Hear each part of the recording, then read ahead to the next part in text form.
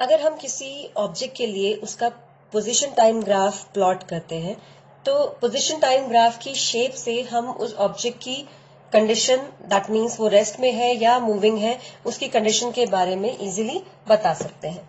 Different shapes of position time graphs are there for different type of objects. First case हम लेते हैं, अगर object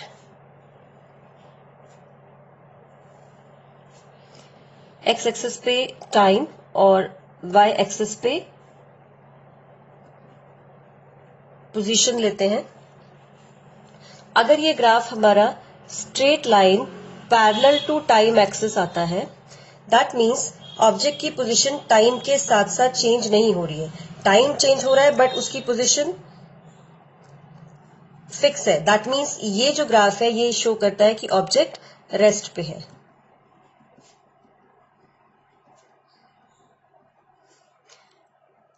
अगर position time graph किसी object के लिए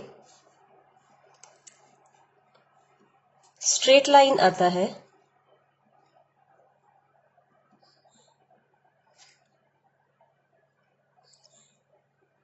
like this, that means position और टाइम एक दूसरे के प्रोपोर्शनल है। इस केस में हमारे ग्राफ का जो स्लोप है वो कांस्टेंट रहता है। स्लोप मीन्स ये जो कर्व है ये एक्स एक्सिस से कितना एंगल बना रहा है। स्लोप इसमें कांस्टेंट है and slope here is position upon time, so ये हमें वेलोसिटी देता है।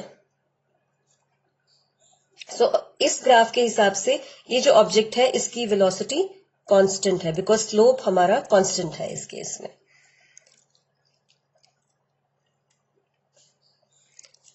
अगर graph between position and time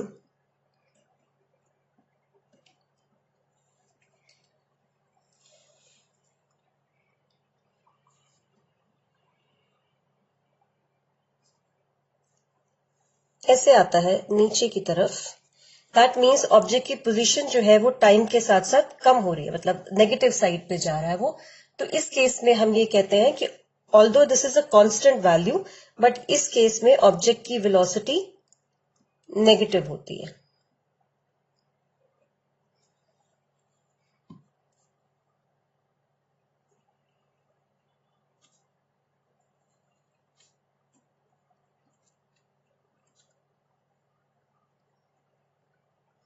अगर हमारा ग्राफ इस तरह से आता है which says that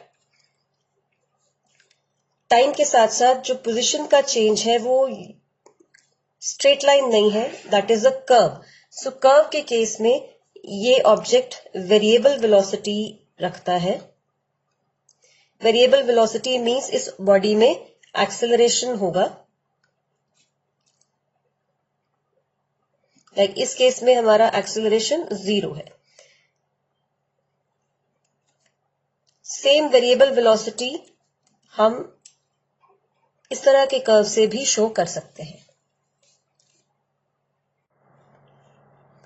position time graph से हम ऑब्जेक्ट की वेलोसिटी कैलकुलेट कर सकते हैं। सपोज एक ऑब्जेक्ट है जो यूनिफॉर्म मोशन में है। यूनिफॉर्म मोशन मींस उसकी वेलोसिटी कांस्टेंट है, टाइम एक्सिस, ये position axis, and motion of the object is represented by the graph A B. ये जो ग्राफ है वो 0 पोजीशन से स्टार्ट नहीं हो रहा है। इसका मतलब जब हम टाइम को मेजर करना शुरू करते हैं, टाइम को जब हम 0 लेते हैं, उस टाइम पे ऑब्जेक्ट की पोजीशन 0 नहीं है, वो किसी एक पर्टिकुलर पोजीशन से अपना मोशन स्टार्ट करता है।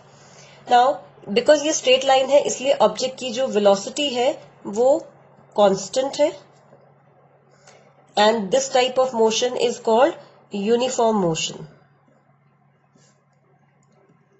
यहां से वेलोसिटी कैलकुलेट करने के लिए हम इस ग्राफ के ऊपर कोई 2 पॉइंट्स मार्क कर लेते हैं। Say this is C, this is D, और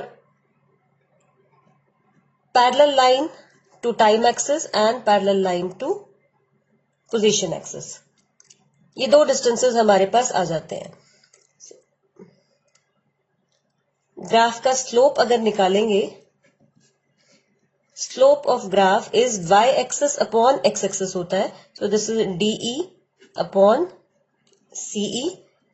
DE is change in position, say delta x.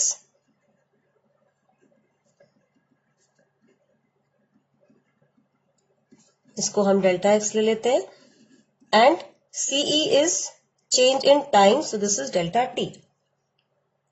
तो यहां पे स्लोप निकालेंगे तो स्लोप आपको change in position upon time, that is velocity of object दे देता है.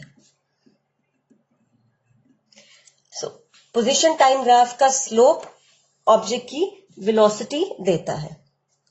इस पे बेस्ड एक क्वेश्चन देखते हैं. हमें एक ग्राफ दिया है. This is position time graph and दो कर्व दिए हैं इसमें, एक A एक B. B जो कर्व है इसका angle 30 degree and A curve का एंगल इज 60 डिग्री. हमें इसमें ratio of velocities of objects A and B निकालना है. हमने अभी ग्राफ में ऊपर देखा कि वेलोसिटी जो है that is equal to slope of graph. Which graph? Position time, ST graph की. एंड स्लोप ऑफ ग्राफ जो है उसको हम tan थीटा से भी रिप्रेजेंट करते हैं. तो हमारे पास जो रेशियो होगा वेलोसिटीज का, सपोज हम VA अपॉन VB लेते हैं, तो ये tan theta for graph A and this is tan theta B. Theta A जो है वो 60 डिग्री है, so this is tan 60 degree upon tan 30 degree. ये वैल्यू √3, ये 1 अपॉन √3. सो हमारे पास रेशियो जो है वो 3:1 आ जाता है.